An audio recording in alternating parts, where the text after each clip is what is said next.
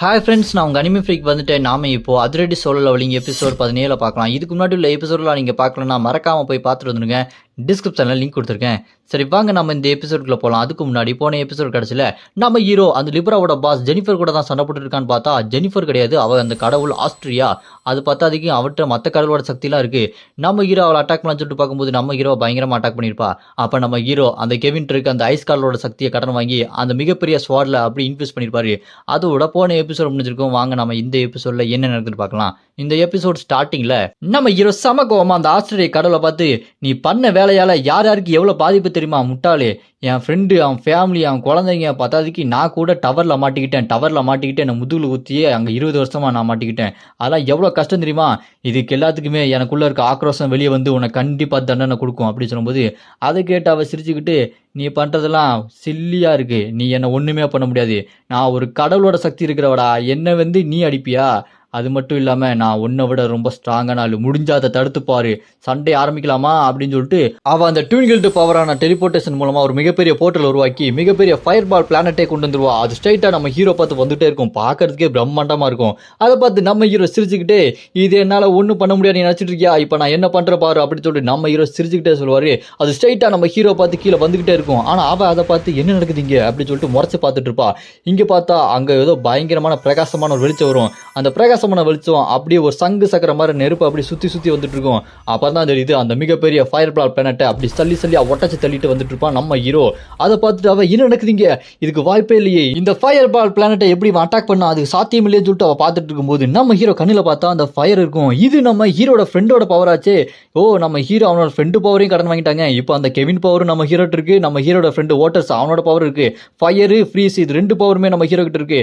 நம்ம ஹீரோ அந்த பெரிய ஃபயர் பாலை அடிச்சு நொறுக்கி சல்லியாக தெறிக்க விட்டுட்டு ஸ்ட்ரைட்டாக இவ்வளோ வந்து கழுத்தை பிடிச்சி அப்படி தரையோட சேர்த்து அமுக்கி விட்டுருவாரு. கழுத்தோட சேர்த்து அமுக்கி விட்டோன்னு நம்ம ஹீரோக்கு பின்னாடி பார்த்தா ஆமாங்க நம்ம ஹீரோட ஃப்ரெண்டு வாட்டர்ஸோட அந்த அப்போலோ நெருப்போட கடவுள் அவர் தான் இப்போ நம்ம ஹீரோக்கே உதவி செய்கிறாரு. என்னன்னு பார்த்தா அப்படியே இந்த பக்கம் நம்ம ஹீரோட ஃப்ரெண்டு அப்படி முட்டி போட்டு அவனோட அந்த அப்போலோ கார்டு கிட்ட வேண்டிட்டு இருக்கான்.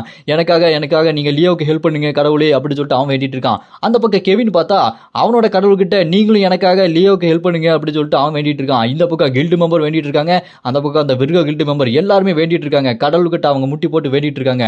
அந்த பக்கம் பார்த்தா ஃபயர் அப்படி வெடிச்சு சதறது, பில்டிங்லாம் தெரிக்குது.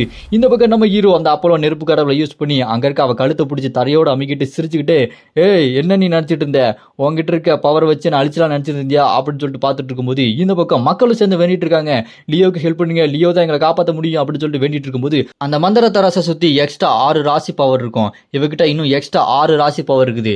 இந்த பக்கம் நம்ம ஹீரோ அந்த ஆஸ்திரேலியா கழுத்தை பிடிச்சி தரையிலே அமிக்கிட்டு, ஏய் இப்போ நான் அடிக்கிற அடியில் உன் மூஞ்சி எப்படி நசுங்குது பாரு அப்படின்னு சொல்லிட்டு குத்து வர அடிக்கிற அடியில் அந்த கல்லு மணலாம் தெரிஞ்சு போயிடும். அடி வாங்கிட்டே இருந்தவ கடுப்பாயி, போதும் நிப்பாட்டு அப்படின்னு சொல்லிட்டு நம்ம ஹீரோட கையை போட்டு ஒரு அட்டாக் போடுவா. அந்த அட்டாக்ல நம்ம ஹீரோட அந்த ரைட் கை துண்டா போயிடும். இது என்னடா நான் கொஞ்சம் கூட எதிர்பார்க்காத நேரத்தில் அட்டாக் பண்ணிட்டாளா அப்படின்னு சொல்லிட்டு பார்க்கும்போது அதே நேரத்தில் நம்ம ஹீரோக்கு பின்னாடி அந்த ஆஸ்திரேலியா கடவுளோட அந்த க்ளோனு அதெல்லாம் நம்ம ஹீரோவை அப்படி பிடிக்கிறதுக்காக ஒன்றா வந்துகிட்டு இருக்கோம். நம்ம ஹீரோ அதை பார்த்து சிரிச்சுக்கிட்டு, நான் என்ன பிளான் பண்ணியிருக்கேனே உங்களுக்கு தெரியாதா அப்படின்னு சொல்லிட்டு இருக்கும்போது பார்த்தா அந்த ஸ்கார்பியன் கில்ட சேர்ந்த அந்த பவர் ஸ்ட்ரைட்டாக வந்து இங்கே இருக்க எல்லா க்ளோனையும் அடித்து நொறுக்கிட்டு இருக்கு. அதை பார்த்து அங்கே இருக்க ஆஸ்திரேலியா கடவுளுக்கும் என்ன நடக்குதுங்க, எப்படி என்னோட க்ளோன் எல்லாமே அழிஞ்சிருச்சா அப்படின்னு சொல்லிட்டு பார்த்துட்டு இருப்பா. அப்படி பார்த்துட்டே இருக்கும்போது ஒரு மிகப்பெரிய அந்த ஸ்கார்பியன் சங்கிலி மாதிரி வந்தாங்களா தேல் கொடுக்கு மாதிரி அது ஸ்ட்ரைட்டாக வந்து அந்த ஆஸ்திரேலியா கடவுளோட வயிற்றுலேயே ஒரு சொருகுது. அவள் வாயில ரத்தம் வந்து கஷ்டப்பட்டுட்டு இருக்கா. நம்ம ஹீரோ என்ன நல்லா இருக்கா இந்த அடி, இன்னும் நீ பார்க்க வேண்டியது நிறையா இருக்கு செல்லும் அப்படின்னு சொல்லிட்டு நம்ம ஹீரோ அவனோட ரைட் கை அப்படி ஹீல் பண்ணிட்டு இருப்பான். இந்த பக்கம் பார்த்தா அந்த ஸ்கார்பியனோட அந்த தேல் கொடுக்க ஸ்ட்ரைட்டாக வந்து இவரோட வயிற்றிலே குத்திருக்கும். இல்லை இது நடக்கிறதுக்கு வாய்ப்பே இல்லை, எப்படி இதை கண்டுபிடிச்சான், பூமியில் இப்படி ஒருத்தன் இருக்கிறதுக்கு வாய்ப்பே இல்லையே அப்படின்னு சொல்லும்போது, முட்டாளே நான் இங்கே இருக்கிறேன், என்னை பற்றி தெரியாமல் நீங்கள் வந்து இது பெரிய தப்பு பண்ணிட்டேன், இது என்னோட ஜாக்பாட் மாதிரி, இப்போ நான் அடிக்கிற அடி எப்படி இருக்க போது பாரு அப்படின்னு சொல்லிட்டு அந்த தேல் கொடுக்க பிடிச்சி ஓங்கி ஒரு அடிப்பார் பாருங்க. அடிச்ச அடியில் என்ன ஆகும், அந்த கிராப் கில்ட சேர்ந்த பவர் இருக்கு பார்த்தீங்களா, அந்த ஜீன் லியூஸோட பவர், அந்த பவர் சல்லியா நொறுங்கி போயிருது. அந்த பவர் அவளோட அந்த வயிற்றுல தான் இருந்திருக்கு. அந்த பவரை நம்ம ஹீரோ இப்போ டிஸ்ட்ராய் பண்ணிட்டாரு. இப்போ அவகிட்ட 5 ராசி பவர் தான் இருக்கு. அந்த ராசி பவர்ல கிராப் கில்டு போனனால இப்போ அந்த கிராப் கில்டோட எனர்ஜி அப்படி டார்க் அப்படி வெளியே போயிட்டு இருக்கு. மிகப்பெரிய ஒரு டார்க் மேஜிக்கா வெளியே போகுது. அதை பார்த்து அவ கடுப்பாயி, என்ன நடக்குதுன்னு சொல்லிட்டு டென்ஷன் ஆவா. நம்ம ஹீரோ அதெல்லாம் பார்த்துட்டு அந்த ஸ்கார்பியன் கில்டு மேஜிக்கை வச்சுட்டு என்ன கண்ணு இதுக்கப்புறம் உங்ககிட்ட இருக்க ஒவ்வொரு ஃபியூஸா நான் புடிங்கிட்டே இருப்பேன் அப்படின்னு சொல்லிட்டு கெத்தா அந்த scorpion killed magic power use பண்ணுவாரு. இப்போ நம்ம ஹீரோ கிட்ட ஹீரோட ஃப்ரெண்டு பவர், அப்புறம் அந்த கெவின் பவர், இந்த ஸ்கார்பியன் கில்டு பவர்ன்ற மாதிரி 3 எக்ஸ்ட்ராவே இருக்குது. நம்ம ஹீரோ கெத்து காட்டிட்டு இருக்கும்போது அதை பார்த்து அவ கோபப்பட்டு நான் உன்னை கண்டிப்பா கொண்டே திருவண்டா அப்படின்னு சொல்லிட்டு அந்த முதல கில்டோட பவரை யூஸ் பண்ணி நம்ம ஹீரோ அட்டாக் பண்றதுக்கு இன்னும் நிறைய குளோனை உருவாக்கி வந்துட்டு இருப்பா. அது பயங்கரமான ஒரு ஆசிட் எக்ஸ்ப்ளோஷனா அப்படி வெடிச்சு சதறிட்டு இருக்கும். நம்ம ஹீரோவை பார்த்து அவன் இன்னும் கோபப்பட்டு நான் விட மாட்டேன், என்கிட்ட இருக்க மற்ற ராசி பவர் ரெண்டுத்தையும் மிக்ஸ் பண்ணி ஒன்று அடிக்கிறேன்டா அப்படின்னு சொல்லிட்டு 2 ராசி பவரை ஒன்னாக்குவா. அதாவது மேச கில்டையும் அவளோட அந்த துலாம் கில்டு அதை ரெண்டுத்தையுமே மிக்ஸ் ஆக்கி ஒரு மிகப்பெரிய ஸ்வாடை மறுபடியும் வானத்திலிருந்து கீழே கொண்டு வந்துட்டே இருப்பா. அதை பார்த்துட்டு நீ கண்டிப்பா அதில் அடி வாங்கி செத்தே திருவிடா, அவனை விட மாட்டேன்டா அப்படின்னு சொல்லிட்டு அவன் அந்த மிகப்பெரிய ஸ்வாடை நம்ம ஹீரோக்கு மேல அப்படி இறக்குறதுக்கு கீழே கொண்டு வந்துட்டே இருப்பா. நம்ம ஹீரோ உடனே அந்த கெவினோட ஃப்ரீஸ் பவர் யூஸ் பண்ணி அந்த மிகப்பெரிய வாழையே ஏர்லயே அப்படி ஃப்ரீஸ் பண்ணுவாரு. அதை பார்த்துட்டு அவ என்னன்னு அவன் எப்படி இந்த மாதிரி ஒரு பவரை ஃப்ரீஸ் பண்ணா, இதுக்கு வாய்ப்பே இல்லையே அப்படின்னு சொல்லிட்டு அந்த ஆஸ்திரேலியா செம கடுப்பாக பார்த்துட்டு இருப்பா. நம்ம ஹீரோ ஏய் என்ன நீ செமையா கடுப்பேத்திட்ட, அதுக்கு நீ கண்டிப்பா அனுபவிக்க போற அப்படின்னு சொல்லிட்டு நம்ம ஹீரோ அந்த ஃப்ரீஸ் ஆன ஸ்வாடெல்லாம் உடச்சி நொறுக்கி தள்ளிட்டு ஸ்ட்ரைட்டா மூஞ்சிலே ஓங்கி ஒரு குத்துறதுக்கு வருவா பாருங்க. சும்மா நச்சுக்குன்னு ஒரு குத்து அடிச்ச அடியில் அவ அப்படி பறந்து போவா. அந்த அளவுக்கு அந்த குத்து வெறித்தனமா இருக்கும்.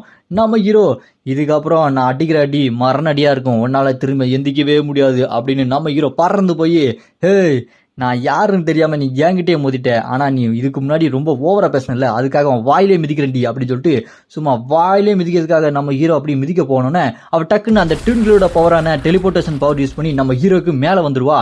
நம்ம ஹீரோக்கு மேல போய் ஏய் நான் உன் பின்னாடி இருக்கேன்டா, உன்ன மாதிரி ஒரு ஆளு என்ன அழிப்பையா, நான் யாரும் தெரியாம மோதுற நீ அப்படின்னு அவனும் அதே டைலாக் பேசி நம்ம ஹீரோவோட முதுகுலயே அப்படி ஏர்லயே மிதிச்சு கீழே தள்ளிட்டு இருக்கா.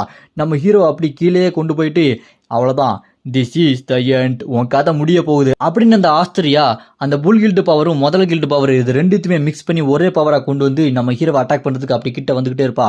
அப்படி அட்டாக் பண்ண போகும்போது நம்ம ஹீரோ டக்குன்னு கையை முடிக்கிட்டு நான் சாக போறது இல்ல, நீ தாண்டி சாக போற அப்படின்னு சொல்லிட்டு சும்மா ஓங்கி ஒரு குத்து. அதே நேரம் இவ்வளவு ஓங்கி ஒரு குத்து, 2 பேருக்கும் அப்படி நேருக்கு நேராக குத்து வரும். அடிச்சடியில் என்ன ஆகும், நம்ம ஹீரோ அவ கையவே உடச்சி அந்த உடம்பை ஃபுல்லா நெருப்பா எரிச்சு விட்டுறாரு. அந்த ஹீரோவோட ஃப்ரெண்டு பவர் மூலமா அவளை அப்படி எரிச்சு விட்டதுல சே இங்க என்ன நடக்குது, இப்படி முடியக்கூடாது, நான் இப்படி சாக மாட்டேன், நான் இப்படி சாவணின்னு நினைக்கிறியா அப்படின்னு சொல்லிட்டு அவ கத்திக்கிட்டே இருப்பா. ஆனா அவளை சுத்தி நெருப்பு எரிஞ்சுக்கிட்டே இருக்கும். அப்ப அவ இருக்கிற அந்த ராசி பவர் எல்லாத்தையுமே மிக்ஸ் பண்ணி அட்டாக் பண்ணலாம்னு சொல்லிட்டு பார்க்கும்போது எங்க போற, உன்னால என்கிட்ட தப்பிக்க முடியாது அப்படின்னு சொல்லிட்டு நம்ம ஹீரோ பறந்து போய் அட்டாக் பண்ணலாம்னு சொல்லிட்டு போவாரு. அதே நேரம் அவ ஒரு பயங்கரமான துலாம் ராசி பவரை யூஸ் பண்ணி அங்க இருக்க அந்த துலாம் கயிறு எல்லாத்தையுமே ஒன்னாக்கி அந்த இடத்துல இருக்க சிட்டில இருக்க எல்லாத்தையுமே வெடிச்சு தள்ளிட்டு இருப்பா.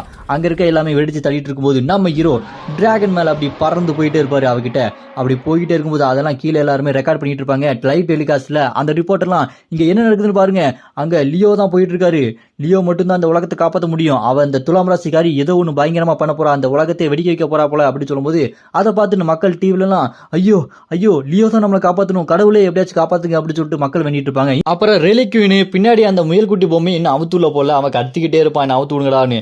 இந்த பக்கம் பார்த்தா நம்ம ஹீரோ ஃப்ரெண்டு கெவினும் அவங்களும் கடவுள்கிட்ட வேண்டிட்டு இருப்பாங்க. நம்ம ஹீரோட அந்த 3 சோல்ஜர்ஸ் அப்புறம் ஹேலி அவங்க அம்மா இவங்க எல்லாருமே அப்படி வேண்டிட்டே இருப்பாங்க, நம்ம ஹீரோவை எப்படியாச்சும் கடவுள் காப்பாற்றணும், கடவுளோட சக்தியெல்லாம் அவங்களுக்கு தான் கிடைக்கணும் அப்படின்னு இங்க நம்ம யூகாவும் வேண்டிட்டு இருப்பா. அதே நேரம் பின்னாடி இந்த ஸ்டீவ் வந்துட்டு ஏய் என்ன கடவுள்கிட்ட வேண்டிட்டு இருக்கியா, அப்படின்னா நானும் கடவுள்கிட்ட வேண்டுறேன், ஏன்னா லியோவை தவிர நம்மளை யாராலையுமே காப்பாற்ற முடியாது, கடவுளே என்னோட கடவுளே நீங்களும் லியோக்கு ஹெல்ப் பண்ணுங்க அப்படி சொல்லிட்டு ஸ்டீவ் முட்டி போட்டு நம்ம ஹீரோக்காக வேண்டிட்டு இருப்பான். இந்த பக்கம் அந்த லிப்ரா கார்டு ஆஸ்திரேலியா பயங்கரமான அவள் மேஜிக் பவர் யூஸ் பண்ணிட்டு இருக்கும்போது நம்ம ஹீரோ அவளை பார்த்து அங்கே போய்கிட்டே இருப்பாரு. அப்படி போகும்போது என்னன்னு பார்த்தா நம்ம ஹீரோ நிற்கிற இடத்த பார்த்து அவளோட அந்த மேஜிக் பவர் மூலமா அட்டாக் பண்ண ஆரம்பிச்சிருவா. நம்ம ஹீரோ அப்படியே அந்த டிராகன் மேலே நின்றுட்டு அவளோட மேஜிக் பவர் யூஸ் பண்ணி அந்த அட்டாக் எல்லாமே தடுத்து நிப்பாட்டிடுவாரு. அதை பார்த்துட்டு அந்த ஆஸ்திரேலியா என்ன நடக்குது, இதுக்கு வாய்ப்பே இல்லையே, என்னோட அட்டாக் எப்படி தடுத்து நிப்பாட்டிட்டு இருக்கு அப்படின்னு சொல்லும்போது நம்ம ஹீரோக்கு மற்ற கடவுளோட அந்த ஆசீர்வாதம் எல்லாம் கிடைச்சி நம்ம ஹீரோ இப்ப செம பூஸ்ட் ஆகிருக்காரு. ஏய் அவ்வளோதான் அவன் கதை முடிஞ்சுது, இப்போ நான் எப்படி அடிக்கிறேன்னு பாரு அப்படின்னு சொல்லிட்டு பறந்து போய் சும்மா நம்ம ஹீரோட அந்த ஒஃபிஷியஸ் பாம்பு கடவுளோட பவரை யூஸ் பண்ணி அங்கே இருக்க அவளை அட்டாக் பண்ண போகும்போது அவளை சுற்றி பாதுகாப்பு வளைய மாதிரி தடுத்து நிப்பாட்டிட்டு இருப்பா. இருந்தாலும் நம்ம ஹீரோ அந்த ஸ்வாடை வச்சு மேஜிக் வச்சு அடிச்சதுல அவளோட அந்த பாதுகாப்பு வளையத்தை எல்லாத்தையுமே நம்ம ஹீரோட அந்த ஸ்வாடு உடச்சு தள்ளி உள்ள இறங்கி போய்கிட்டே இருக்கும். அப்படி போயிட்டு இருக்கும்போது நம்ம ஹீரோ அவளை பார்த்து என்ன உங்ககிட்ட மட்டும்தான் மற்ற கடவுளோட சக்தி இருக்குதா, என்கிட்ட இருக்கு பாரடி செல்லும் அப்படின்னு சொல்லிட்டு இருக்கும்போது நம்ம ஹீரோ கிட்டையும் 4 கடவுளோட சக்தி இன்னும் எக்ஸ்ட்ராவே இருக்குது. ஸ்வாடை எடுத்துட்டு ஸ்ட்ரைட்டா அந்த இதில் அடிச்சதுல அப்படி இறங்கி தள்ளி போயிட்டே இருக்கும்போது, "ஏய் இன்னைக்கு நீ செத்தடி ஆஸ்திரேலியா" அப்படி சொல்லிட்டு செம்மையா கத்திட்டு அப்படியே அவளோட மேஜிக் பவர் யூஸ் பண்ணி நம்ம ஹீரோ மிகப்பெரிய சுத்தில ஆக்கிருவாரு அந்த சின்ன சுத்தில. அந்த ஸ்வாட் அப்படி இறங்கிட்டு இருந்தது பார்த்தீங்களா? அது மேலேயே டமால்னு ஒரு அடி. அடிச்ச அடியில நம்ம ஹீரோவோட அந்த 4 கடவுள் பவரும் ஒண்ணா சேர்ந்து அவ மேல அடிக்கும் பாருங்க. அடிச்ச அடியில அந்த ஸ்வாடு அவ உடம்ப 2 துண்டா பிச்சு எறிஞ்சிட்டு போயிரும். அவளோட உடம்பு 2 துண்டா பிஞ்சு காத்தோட காத்தா கரைஞ்சிட்டு இருக்கும். அப்ப நம்ம ஹீரோவோட ஸ்வாட் அப்படி தரையில போய் இறங்கணும்னா அந்த ஆஃபீசர்ஸ் கடவுளோட அந்த பிளாஸ்ட் பவர் சும்மா வெறித்தனமா பூமியை விட்டு வெளியே போற அளவுக்கு ரொம்ப பவரா இருக்கும்.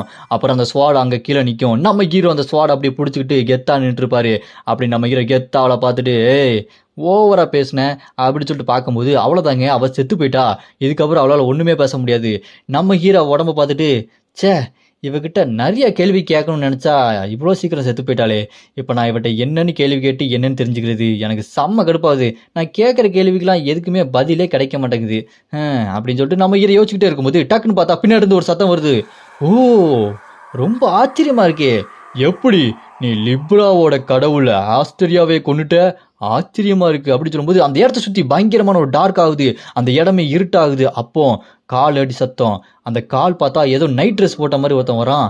அவன் பார்க்கறதுக்கே சும்மா பயங்கரமா இருக்காங்க. வெறித்தனமா இருக்கான். அவன் அப்படியே வந்து நம்ம ஹீரோ பார்த்து, "ஏய் நீ தானே லியோ" அப்படி சொல்லும்போது நம்ம ஹீரோ அவனை பார்த்து, "யாரா அவன் பார்க்கறதுக்கு எப்படி இருக்கானே" அப்படி சொல்லி முறைச்சிட்டு இருப்பாரு. இதோட இந்த எபிசோட் இங்க முடியுது.